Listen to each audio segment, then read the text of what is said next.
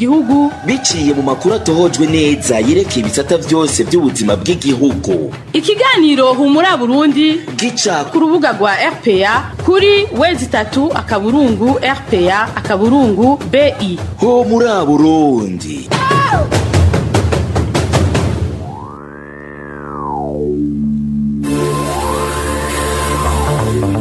Kuri mikro muri kumwe na Josiane MUZANEZA. Mu buhinga bw'ivyuma hari Steven Yunge ko na Fabrice ndi mu rukundo. Mwiriwe neza nshuti namwe bakunzi ba RPA, muradutunga kuri uno mwanya twacerewe. Kaze mu kiganiro Humura Burundi cyo kuri uyu wa gatanu igenekerezo rya 12 Ruhuma 2021. Ikiganiro kigizwe n'izi ngingo nkuru zikurikira. Kuri wa 12 niho mu Burundi hahimbazwa umunsi mpuzamakungu wahariwe iradiyo. Uyo munsi ukaba uhimbajwe mu gihe mu Burundi ubwigenge bwo kumenyesha makuru bugeze aho umwansi ashaka. Muraza kubikurikira muri kino kiganiro. Abarimo bari barungitswe mu gikorwa cyo gufasha gutunganya amatora yo muri Ruheshi 2020 basaba kurenganurwa bakaronswa agashahara kabo, ni mu gihe kuva basubizwa mu kazi batarigera bahembwa. Nayo nkuko bisanzwe ku minsi yose ya gatanu, igice cya kabiri cya kino kiganiro cyahariwe ikigabane dukingire ibidukikije. Uyu munsi tukaza kubandanya tubashikiriza ibijanye n'itegeko rishasha rigenga ikoreshwa hamwe n'icuruzwa ry'imiti igwanya udukoko mu ntumbero yo guteza imbere igisata c'uburimye. Mukanya n'inkuru imwe ukwayo. Ndasubiye kubaramutsa nkuko nameje kubibabwira mu ntango za kino kiganiro. Mu Burundi haramutse hahimbazwa kuri uyu wa gatanu umunsi mpuzamakungu wahariwe iradiyo ku isi ku ncuro igira 10. Muri ivyo birori vyatewe iteka n'umuyobozi mukuru w'ishirahamwe UNESCO, abashikirije amajambo bagiye baragaruka ku kamaro k'iradiyo na cane cane mu gutorera umuti ibibazo bihanze isi n'u Burundi budasigaye inyuma. Nadeje irakoze yabikurikiranye. Ivyo birori byo guhimbaza umunsi wahariwe iradiyo ku isi byari byitabiriwe n'umwunganizi w'umushikiranganje wo gutuma tumanako amakuru Thierry Kitamoya, Onezime Harubuntu arongoye ishiramwe ry'amaradiyo mu Burundi, hamwe na Audrey Azoulay umuyobozi mukuru w'ishiramwe mpuzamakungu UNESCO. Mu ijambo ryiwe Audrey Azoulay yibukije akamo k'iradiyo kibonekeje cane muri kino gihe isi yatewe n'ikiza ca corona hamwe no mu kugwanya amajambo y'ugwanko. La pandémie nous a rappelé toute sa valeur ajoutée. La radio demeure. Iki kiza cyaratwibukije akamaro ntangere k'iradiyo, kubera ko iradiyo ari gushika ubu ikinyamakuru gikurikirwa n'abantu benshi kurusha ibindi.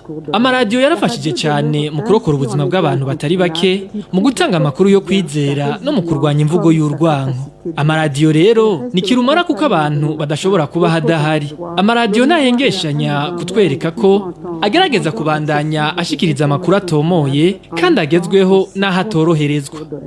Iradiyo n'umugenzi wo mu gitondo nijwi rimenyesha ivyabaye mu ijoro, ni cirore kitabesha c'uko isi imeze n'uko abantu bayitahura. L'écho de nos soirs, le miroir intime d'un monde qu'il faut entendre pour comprendre. Onezime Harubuntu arongoye ishiramwe ry'amaradiyo nawe yamenyesheje ko iradiyo itanga akaryo ko kumenya ibitagenda neza kugira ngo bishobore gutorerwa umuti. Uno munsi rero nakaryo ko kwibutsa abo bose bumviriza iradiyo ko iradiyo ari kirumara mu buzima bw'abenegihugu bose, ifise uruhara mu guhuza abantu no guserura akari ku mutima kugira ngo n'agahaze gashobore gukosorwa. Umunsi mpuzamakungu wahariwe iradiyo ukaba watangujwe n'ishirahamwe UNESCO igenekerezo rya 13 Ruhuhuma umwaka w'2011, rikaba rigize inshuro 10 uwo munsi uhimbajwe ku isi. Tubamenyeshe ko iradiyo imaze imyaka 110 ivutse. Arakoze Nadeje irakoze. Uyu munsi rero wahari wa maradiyo ngo ntaco tuma uhimbazwa mu Burundi kubera ko ibimenyesha makuru ataburenganzira bigifise bwo gushikiriza makuru mu mwidegemvyo. Bivugwa n'urongoye ikigo gikurikirana ivy'akarangamutima ko kumenyesha makuru mu Burundi OPEB mu mfunyafunyo y'Igifaransa. Innocent Muhozi avuga nyabona ko uyu munsi warukwiye kuba uwo kwibuka amabi leta y'u Burundi yakoreye bimwe mu bimenyesha makuru vyigenga mu mwaka wa 2015. Kurikira Innocent Muhozi arongoye ikigo OPEB. Kuri uyu munsi mpuzamakungu wahariwe iradiyo, icyo umuntu yovuga nuko mu Burundi ntaco guhimbaza kiriho, kuko amaradiyo ntawe utabona uko amerewe kuva itariki 13 z'ukwezi kwa gatanu muri 2015, aho amaradiyo asanzwe yumvirizwa n'abantu benshi mu Burundi, RPA, Isanganiro, Bonesha, Radio Tele Renaissance, vyaturirwa bitewe n'abasirikare n'abapolisi ba leta. Gushika uno munsi bikaba bitagikorera mu Burundi, n'icitwa ko cemerewe naco kidakora mu mwidegemvyo. Nta uburenganzira bwo kumenyesha amakuru mu maradiyo buriho mu Burundi, nta mumenyesha amakuru gishobora gukora atekanye ngo akore umwuga wiwe wo kumenyesha abarundi ibiriko biraba mu gihugu cabo kugira bamenye nabo ko bifata. Vyacitse ibintu vy'iterabwoba byo gukiza abantu, byo kubuza amaradiyo bamenyesha amakuru gutabariza bariko barakorerwa mabi. Mbona jewe ku bwanje rero ataka ibyo guhimbaza kiriho, ahubwo n'umunsi wo kwibuka agahinda kari mu mwuga wo kumenyesha amakuru mu maradiyo mu Burundi, naho amwe muri ayo maradiyo yaturiwe agakorerwa ayo mabi yashoboye kugerageza gusubira kwiyunga agakorera ku nzira zindi za internet. Si umunsi wo guhimbaza rero ku bwanje mu Burundi. Inosa Muhozi arongoye ikigo OPEB. Tukiri nyene mu bijanye no kumenyesha amakuru, umukuru w'urwego rujejwe kugenzura ibinyamakuru mu Burundi yagiriza ibinyamakuru bimwe kuba vyaranse kwitabira ibiganiro vyatumwe ko n'umukuru w'igihugu mu ntumbero yo kurabira hamwe ingene ibihano vyafatiwe vyo kugwaho.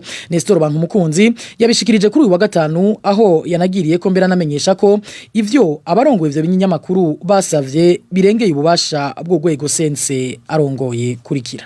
Ingingo kugira ifatwe ica ku ntambwe nyinshi. Izo ntambwe rero nyinshi turamaze kuzicako, tumaze kumva intumbero itanzwe na nyine icubahiro umukuru w'igihugu. Twaciye dutumako abarongoye ivyo binyamakuru vyafatiwe ibihano kubera amakosha vyakoze, turaheza turababwira yuko ibiganiro bitanguye, turamenyesha yuko tugiye kuvugana n'umwe wese dufatiye ku bimuraba, dufatiye ku vyo yagirizwa. Ivyo rero vyarakozwe, bose imbere barabwa n'iyo ngingo, no kuvuga barongoye ibinyamakuru vyose vyafatiwe ibihano bikugarwa. Turamaze kuvugana, kiretse bamwe bavuze yuko mu gihe hadafashwe ingingo ziraba n'ibindi twabonye ko twe bitaraba ikigo turongoye, bitaraba n'umwuga wo kumenyesha amakuru, abo ntibashimye kuza mu biganiro. Ubu rero tuguma tubarindiriye umunsi bifuje kuza kugira ngo tuvugane gusa ibiraba ibinyamakuru vyabo, tuzovugana. Ariko hari ibibazo bindi twumvise bazanyemwo, nibaza ko vyohava biraba kumbure abanyapolitike canke abandi, ariko bitaraba ikigo sense. Abandi rero turiko turavugana, kandi turizera yuko mu minsi iza bizogenda neza kugira ngo ayo maradiyo ashobore kugururwa, ivyo binyamakuru bishobore kugururwa. Hari ivyo biteza kubanza kwiyemeza kugira ngo igihugu naco kibone yuko kumbure ya makosha yatuma vyugagwa atazohava asubira kuba, kumbure ngo hasubire gufatwa izindi ngingo z'uko ivyo binyamakuru vyugagwa. Twanka rero kurimira ku rwiri abo babona umenga turiko turateba, suguteba no kugira ngo twitonde, kumbure duhave tumira ibinoze neza. Amajwi y'urongoye urwego rujejwe kugenzura uko ibinyamakuru mu Burundi bikora tuyakesha bagenzi bacu ba radio Isanganiro. Hagati aho Bob Ruguri karongoye radio RPA, imwe mu maradiyo yaturiwe yongera yugagwa n'ubutegetsi bwa CNDD FDD, yamiriye kure ayo majambo yashikirijwe n'uyarongoye urwego sense. Amajambo we avuga ko yuzuyemwo ikinyoma cambaye ubusa, kandi atakindagamije atari gusamaza abarundi n'amakungu ngo babibagize aho ikibazo nyamukuru kiri. Kurikira Bob Rugurika. Urongoye urwego rw'igihugu sense rujejwe itumatumana kwa makuru yabeshe mu kiganiro ciwe cyo kuri wa gatanu mu gitondo, aho yavuze ko ngo rwego rwitavye akamo k'umukuru w'igihugu mu kuganira ngo n'abantu bose barongoye imenyesha makuru bifitaniye amatati na leta ya CNDD-FDD. Arabesha ngo bamwe mu barongo ivyo binyamakuru ngo ntibemeye ngo kwitaba ako kamo ngo kubera ko baciye bashinga ngo ivyo basaba bifitaniye isano na politike. Yabeshe kuko muri abo barongo ivyo binyamakuru vyaturiwe bikugagwa na CNDD-FDD nta numwe muri bo yigeze ahamagagwa n'urwego sense canke ngo ahabwe ubutumire. Avuze gutyo rero sinzi abo ashaka kuvuga, kuko mwumvise ko atawavuga. nibaza rero ko abanyamakuru bari kumubaza ivyo ari vyo abaribo abahawe ubutumire babuhawe gute ni bande hanyuma banse gute ivyo nagenda babwiye ko bitigeze biba gusa nashaka kubwira abarundi eka mbere n'abanyamahanga babikurikirana yuko ivy'urwego sense ruriko rurakora turabizi ni vya bindi nyene vyo gutesha umwanya abarundi n'amakungu turazi ko bafise abo bavuganye ivyo onye nta numwe atabizi muri twebwe turazi ko no mu barongoye ibimenyesha makuru bimwe bimwe atari ibi vy'iwacu hariho abo bavuganye baratunganije rero ingene bazoza barahenda makungu mu gukuraho akana kariya ariko nibaza ko ikibazo nyamukuru kigumaho amaradiyo yaturiwe amaradiyo yugawe abamenyesha makuru bahatwe kwicwa bagahunga igihugu ico nico kibazo nyamukuru uno musi yaba barundi n'amakungu barindiriye twe rero nibaza ko tutoguma muri iyo mvugo y'ububeshi yasokwe niruze twebwe n'ubu turarindiriye uwo wese azoza yerekana ibintu bishobora gukorwa kugira uburundi busubire kuronka ituze na cane muri ibi bijanye n'umwuga wo kumenyesha amakuru. Ibiganiro vya RPA mu bisanga ku mbuga ngurukana bumenyi zitandukanye Facebook, YouTube, Twitter no kuri www.rpa.be. Mu bijanye n'agateka muntu naho umukuru w'igihugu Evariste Ndayishimiye ngo yarakwiye gushira mu ngiro amajambo amaze iminsi ashikiriza mu gufata ingingo zubahiriza umutekano w'abanyagihugu ndetse akanashengeza uwo wese yagiriwe n'icaha co gusesa amaraso vyashikirijwe n'uburongo yishira hamwe Fokode nyuma yaho hari umunyagihugu muri zone Kamenge atoba ikiziga mu gihe yari yahagaritswe ku munsi wa gatatu n'abantu boba bari mu nzego z'umutekano. Pacifique Ninahazwe akabona ko amatohoza kubagandaguye umunyagihugu yarakwiye guhera ku bantu bari mu modoka yamutwaye. Patwa ry'umunyagihugu Jean Claude Nganahe yahavuye atogwa ikiziga ejo haheze hariya mu Kamenge n'amakuru ababaje cyane ariko kandi ari mu rutonde rw'abandi batari bake baguma bagafatwa n'inzego z'igihugu mu nyuma bakabugwa irengero canke bagatogwa ibiziga. Ikibabaje nuko nk'uyu aje yiyongera atanindwi irahera President Ndayishimiye abwira inzego arongoye ko zuhagarika ubwicanyi avuga ko bokora ibindi byaha byose kiretse icaha cyo gusesa amaraso ariko ukabona bibandanije kwa kundi ikica gisigara no kubaza ijambo President Ndayishimiye yari yavuze ico risigura none ko yari yihanije gusesa amaraso ubu inzego arongoye zikazivugwa muri ico cyo gusesa amaraso ya Jean Claude Nganahe yobagiye gufata izihe ngingo ni ikihe kidasa n'ivyahahora yobagiye gukora kugira ngo abantu bakora bene ibi bahanwe maze baramutse bahanwa ikaba intango yuko ubu bwicanyi buteye isoni butera buhagarara. Aho niho hari ikibazo nyamukuru nayo ubundi umutegetsi avuze akavuga nk'uwidoga na cyane cyane ku rwego nk'umukuru w'igihugu ijambo ryiwe rica ritera ritagaciro birahambaye ko ivyo avuga vyoza birajana n'ibikorwa kugira ngo vy'ukuri ubwicanyi buhagarare. Ico dusaba rero nkuko twama twabikoze ku bandi bose bagenda baragandagurwa nuko hoca habaho amatohoza y'abavugwa ko bahagaritse Jean Claude Nganahe hanyuma hagakorwa ivyo amatohoza kugenda urupfu rwe rwagenze ababikoze bagakubitwa intahe mu gahanga. Tuve mu bijanye n'agateka kazina muntu dutandukira igisata c'amagara y'abantu aho abanyeshuri barenga 10 bo muri kaminuza y'Ibuhumuza mu ntara ya Cankuzo baraye batowe umugera wa corona. Abo banyeshuri bamenyesha ko n'abandi baciye bakoregwa ibipimo mu ntumbero yo kuraba ko atabandi banduye muri kino gihe ubwoba bukaba ari bwinshi mu basigaye basanzwe biga kuri ico kigo kuko hari n'abandi banyeshuri batanguye kugaragaza ibimenyetso vy'ako karanda. Idonido na Walter Kwizera.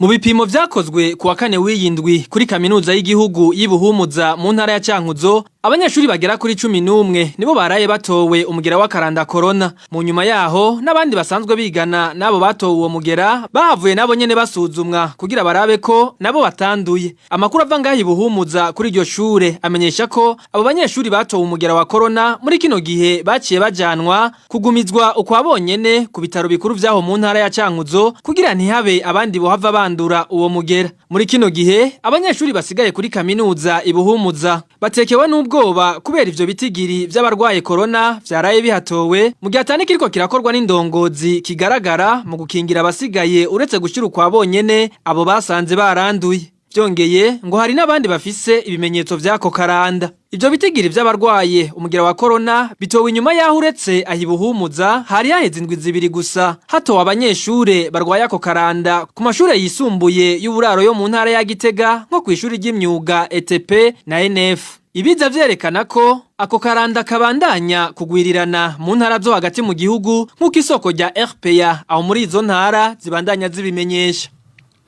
Walter Kwizera muri ico gisata nyene leta y'u Burundi ivuga ko itanga incanco za COVID-19 ariko ko itazizeye kubera ko zitarakwiza ivyangombwa. Mugabe izo ncanco nyene nizigisata ca onikijejwe amagara y'abantu kimaze amezi arenga 2 gihimiriza ibihugu gukoresha. Ni nkuru ya Emile Nibasumba. Kuwa 31 Kigarama mu mwaka uheze w'ibihumbi 2020 niho OMS yatanga uruhusha k'urucanco rukorwa n'ishira hamwe Pfizer ubu rushobora gukwiragizwa mu bihugu kugira rurokore abanyagihugu bashobora kubangamirwa kurusha abandi n'akaranda ka COVID-19. Muri abo bashobora kubangamirwa kurusha abandi harimwo abageze mu zabukuru hamwe n'abakora mu gisata cy'ubuvuzi, cyane cyane abakora mu bisata vyo kugwanya uwo mugera biciye mu mugambi wiswe COVAX. Uburundi buri mu bihugu bifise uburenganzira bwo gusaba hanyuma bugahabwa ku buntu 20% vy'incanco zikenewe n'abanyagihugu. Ibanki y'isi nayo nyene iratanga ingurane igihugu kiriha mu gihe kirekire kugira gishobore kugura izindi ncanco ziba zikenewe. Hariho n'ibihugu bitandukanye bitunze bitanga imfashanyo kugira ngo ibihugu bikenye nk'Uburundi bihabwe izo ncanco zo gukingira abanyagihugu. Ku ruhande rw'Uburundi biboneka ko leta itarasaba imfashanyo y'ugo rucanco uravye amajambo yarayashikirijwe n'umushikiranganje w'amagara y'abantu muganga Tade Ndikumana. Ariko kugira turonke umuco ukwiye, muganga John Kengansong arongo ikigo ca Afrika kijejwe ibijanye n'indwara akaba kandi ari umwe mu ntumwa zidasanzwe zishira hamwe OMS ziraba ibijanye n'uwo mugera wa coronavirus. Twamubajije icyatumye Uburundi budashigwa ku rutonde rw'abazohabwa incanco zo kwirinda COVID-19 mu gice ca mbere. Hari mu kiganiro yagiranye n'abamenyesha makuru kuri uwa kane mu gatondo. I cannot address the specifics of what Burundi has done or not done. As you can imagine that I'm not privileged to those negotiations at the country level. Aha yavuze ati sinzi ivyabaye ku Burundi kuko ataburenganzira mfise bwo kwinjira mu biba vyavugiwe mu biganiro biba hagati y'amareta, ariko nkuko abandi bose babigira hari impapuro buzuza ziri ku rubuga rwacu, hanyuma hakarabwa ingene igihugu cifashe, abanyagihugu gifise uko bangana, hanyuma ibindi bigakurikira kubijanye no guhabwa izo ncanco za COVID-19. So I think that's all I can tell you with that mechanism. Humura Burundi. Mu makuru avugwa mu gisata c'intwari bereye abigisha bahoze mu migwi itegura amatora ku rwego rwa komine n'intara mu matora aheruka barishuza agahembo kabo kamezane. Abo barimo bo mu mico itandukanye y'igihugu bavuga ko kuva basubijwaho bari basanzwe bigisha batarigera bahembwa na rimwe. Ni nkuru ya Clovis niyo nzima. Abigisha bari bagiye gufasha mu gikorwa cyo gutegura amatora mu gihugu cyose bangana n'169 bakaba bari mu mico ibiri. Bamwe muri abo bari mu migwi itegura amatora ku rwego rwa komine hamwe n'abari mu migwi itegura amatora ku rwego rw'intara. Igikorwa cabo muri iyo migwi caheze ku igenekerezo rya 30 Nyakanga 2020. Kuva ico gihe akaba ariho abambere baca basubizwa mu kazi kubwigisha nkuko amategeko agenga ibijanye no kuja gukora ibikorwa vya leta bitandukanye n'ivyo warujejwe ubisabwe na leta, ico bita detachement mu rurimi rw'igifaransa abitegekanye. Nkuko amakuru duhabwa nabo bari mabivuga, kuva batangwe gushasha kwigisha inyuma yo kuva mu bikorwa vy'amatora kugeza uyu munsi bakaba batigeze bongera kuronswa umushahara wabo. Amezi bamaze badahembwa akaba agera kuri 4, ukwezi kwa 10, ukwezi kwa 11 hamwe no kwezi kwa 12. yo mu mwaka wa 2020 uheze hamwe n'ukwezi kwa mbere ko mu mwaka wa 2021.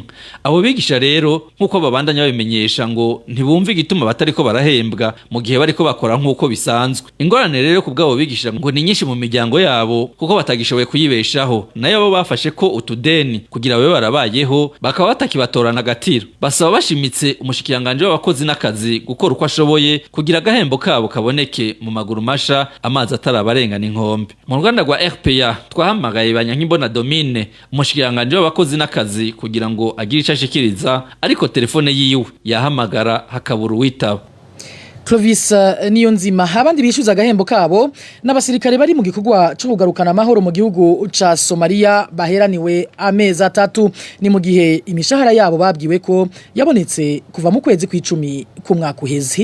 Idonido na Marie-Ange Irakoze. Abo basirikare bavuga ko bishuza imishahara yabo yo kuva mu kwezi kw'icumi kuko yasohotse nkuko byavuzwe n'umushikiranganje w'ukwivuna abansi n'abahoze ku rugamba. Abo basirikare bavuga ko baronkejwe igice ca mbere mu mpera z'ukwezi kwa 12 ku mwaka uheze. Kwishyuza ukwezi kw'icumi no ku 11 no ku 12 kuko amahera heze umwaka inyakene turazi bayasohoye yose, kandi we nyene ministre yavyiyemereye ko ranga yose yabonetse hama bagiye gutanga igice ca mbere no kuvuga ko ari kuva ku kwezi kwa mbere gushika ku kwezi kwa gatandatu. Yabivuze mu kw'icumi twaciye tuyaroswa mu kw'icumi na kabiri itariki hafi 20 twaciye turoswa amezi 9. Abishuza uwo mushahara harimwo abasirikare bahejeje ico gikorwa bashasha babasubiriye hamwe n'abakiriyo nkuko bibandanya bivugwa n'umwe muri bo. Abatashe bakaya 52 na 53 na 54 ya msoro zose zira muri ayo mahera zizigamo ukwezi kw'icumi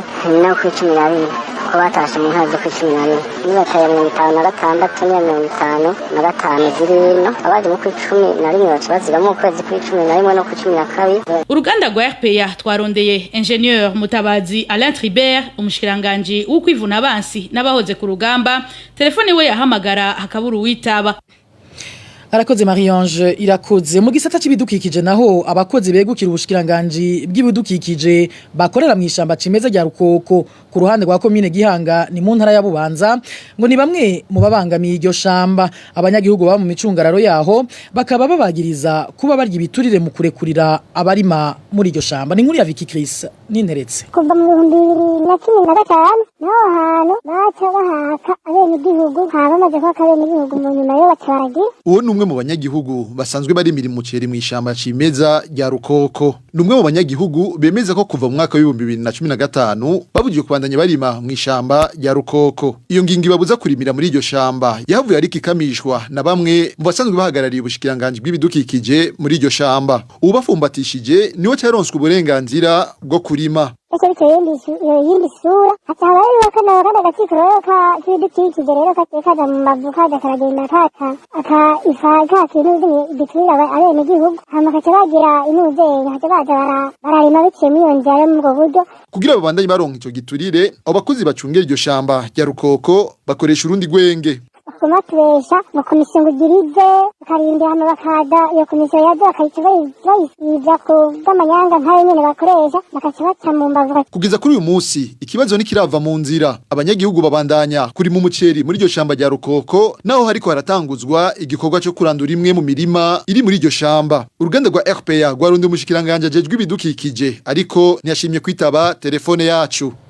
Vicky Christian interetse arakenuye mu buhinga bw'ivyuma batumirira mate imbere yuko dutandukira igice ca kabiri ca kino kiganiro.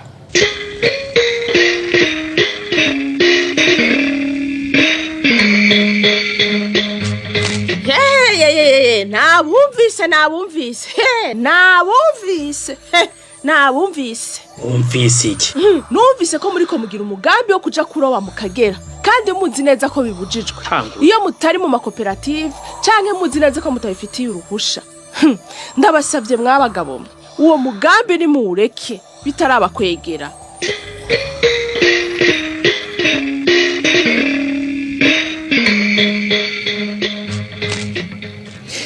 Nkuko Nkuko rero bisanzwe ku minsi yose ya gatanu uyu ni wa mwanya wahariwe ikigabane dukingire ibidukikije tukaza kubandanya tuganira ibijanye n'itegeko rishasha riherutse kwemezwa mu Burundi itegeko rijanye n'ikoreshwa hamwe n'icuruzwa ry'imiti igwanya udukoko mu ntumbero yo guteza imbere igisata c'uburimyi. Ikiganiro cuno munsi mukaba mugishikirizwa na Eloge Divin Remesha. Dukingire ibidukikije. Dukingire ibidukikije ni ikiganiro gihamagarira abanyagihugu bose mu bisata bitandukanye kumenya ko ibidukikije ari ryo soko ry'iterambere n'amagara meza ku bantu no ku binyabuzima. Ikiganiro dukingire ibidukikije mugitegurirwa mukagishikirizwa na Radio Publique Africaine ijwi ry'Abanyagihugu.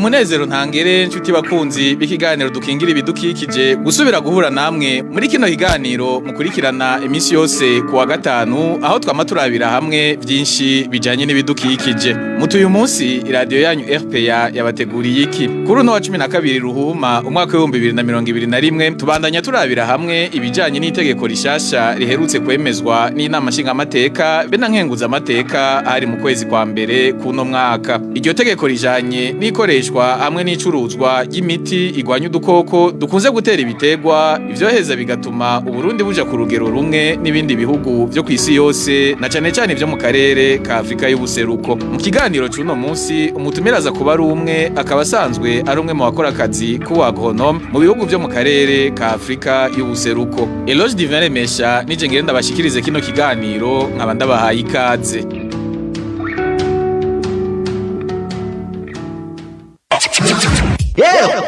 Uwo munyagihugu yahora buna hari toborera canke nyene agatinya no kuritobora kubera gutinya uwo mutura ku mutwe butaratamanzura iyo yiteye mu ngundu y'igitoke canke iyo yisakiye mu gisaka aho naho atari karakinja kinja mu mukenke ukamuha imikoro akabona kwikora mu gahogo.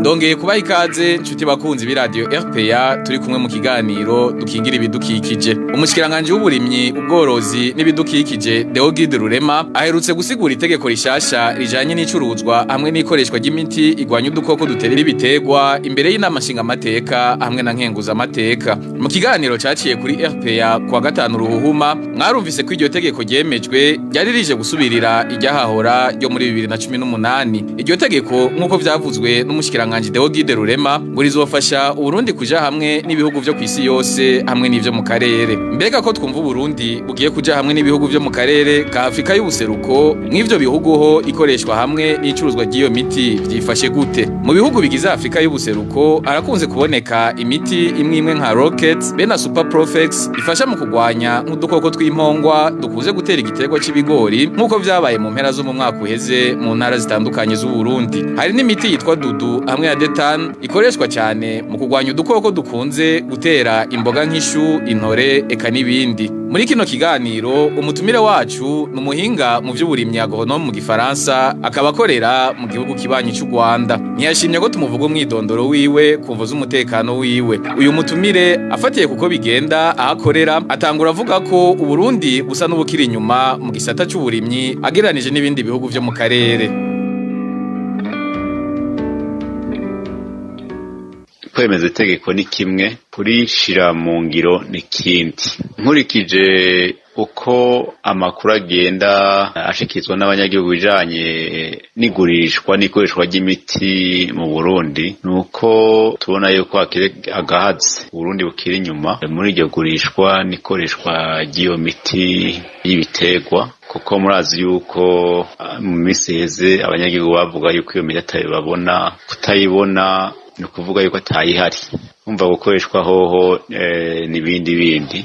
Ndabye mu karere novuga turi mu k'ubuseruko hari ibihugu biriko biratera imbere mu bijanye n'igisata c'uburimyi, mbere ico gisata kiza mu bisata vya mbere ibihugu vyitaho cane. Ndabiye nkaho nsanzwe mperereye naho nagiye nkorera muri ibi bihugu nyene dusanzwe turimwo vy'akarere, hari ibihugu bigerageza gukurikirana ibijanye n'ikoreshwa n'igurwa n'igurishwa ry'iyo miti na cane bagahera kubikurikirana baravye iyo miti ijiva no kuvuga ibigo bijejwe gukora iyo miti les maisons de fabrication z'iyo miti kuko sibigize ivyo vyose birekure gukora iyo miti murazi yuko hariho aho baha uburenganzira bwo gukora iyo miti baravye ati turaja gukora uwo muti wica ubukoko mugabo ntagire n'ibintu vyinshi uwo muti uja konona kubijanye n'ibidukikije hamwe n'amagara y'abantu rero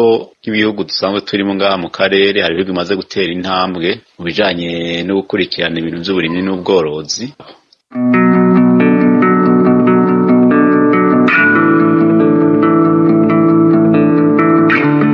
Umutumire wacu asanzwe ari umuagronome amenyesha ko hamande yo kuboneka kw'iyo miti mu gihugu akoreramwo haheza agakurikira kandi no gukurikirana ikoreshwa ry'iyo miti. Ni naho rero akazi kabo nk'abahinga mu vy'uburimyi gaheza kagakoregwa. Kubwo umutumire wacu Uburundi bugira buje ku rugero rumwe n'ibindi bihugu vyo mu karere ka Afrika y'ubuseruko harakenewe kugwiza iyo miti mu bibanza vyinshi ivyo tuma umurimyi wese akora neza umwuga wiwe.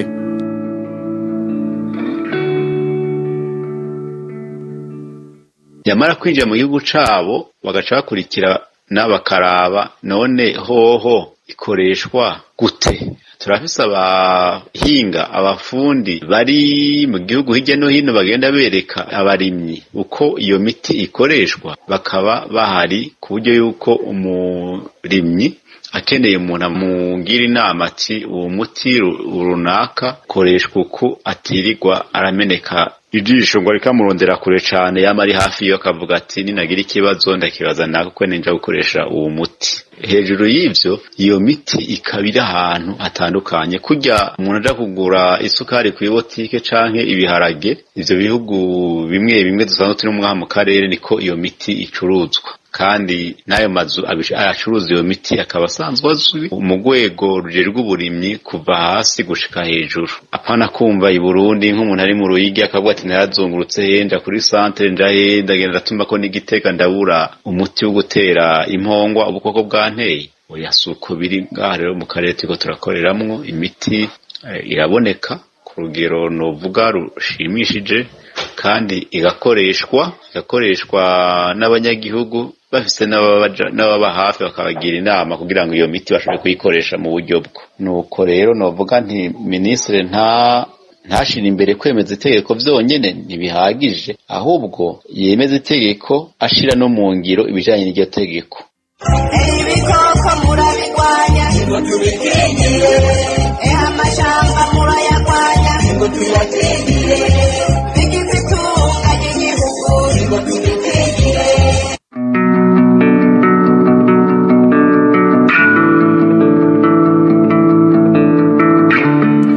Ikiganiro ntidukingira ibidukikije umutumire wacu muhinga mu vy'uburimyi agronome asanzwe akorera umwuga wiwe mu karere ka Afrika y'ubuseruko amenyesha ko mu bibazo abarimyi bakuze kugira ibihugu bimwe vyo muri ico gice ca Afrika bigerageza gutora umuti wavyo. Hano umutumire aratubwira uko bikogwa.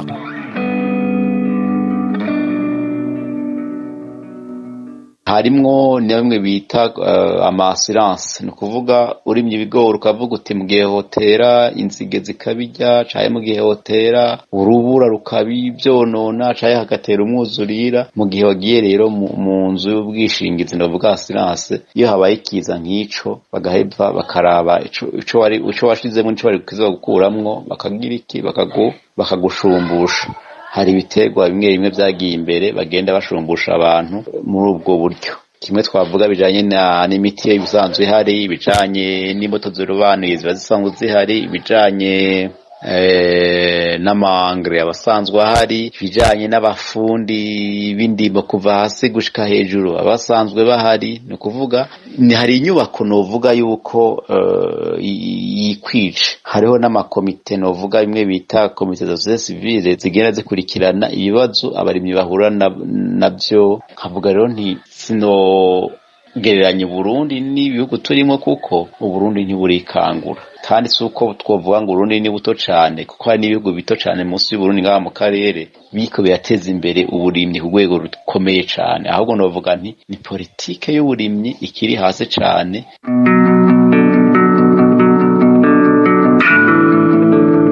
politike y'uburimyi mu Burundi kubw'umutumire wacu asanzwe ari n'umuagronome iri hasi bivanye no kwitunganijwe. Noneho kugwiki kugira Uburundi ugere ku ntambwe y'ibindi bihugu byo mu karere. Umutumire wacu aratanga intererano ziwe.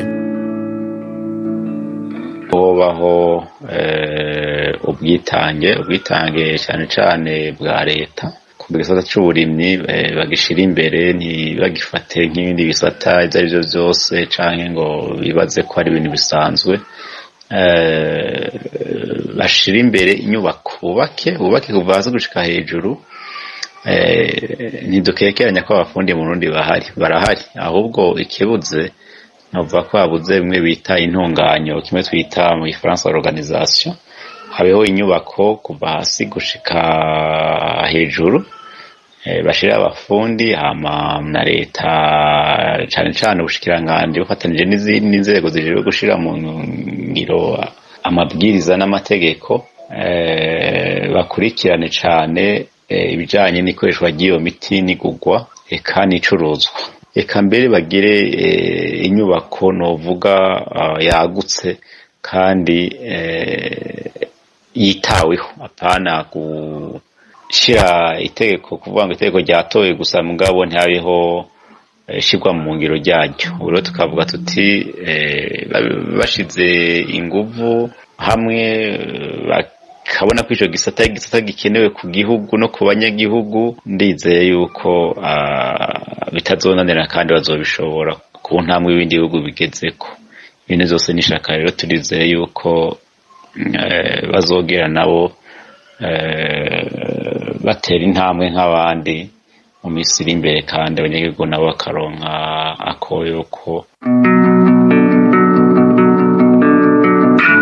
Kuri izo ntererano z'umutumire wacu ikiganiro dukingira ibidukikije cyo kuri no wa gatanu giciye kirangirirako. Shimire mwebwe mwese mwaduteza abiri nongera nshimira umutumire wacu ukigoro yagize akemera gutanga insiguro n'intererano muri kino kiganiro. Mwifuza gusubira gukurikirana kino kiganiro mushobora kugisanga ku murongo ngurukana bumenyi wa RPA ari wowe 3 akaburungu RPA akaburungu BI. Eloge Divin Remesha mwari kumwe kuri micro nkaba ndabike banuye ndabipfuriza amahoro mu banyu no mu vyanyu.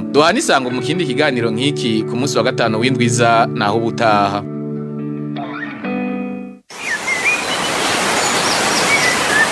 Cari kiganiro dukingira ibidukikije. Kiganiro mutegurirwa mukagishikirizwa na Radio Publique Africaine ijwi ry'Abanyagihugu ku minsi yose ya gatanu.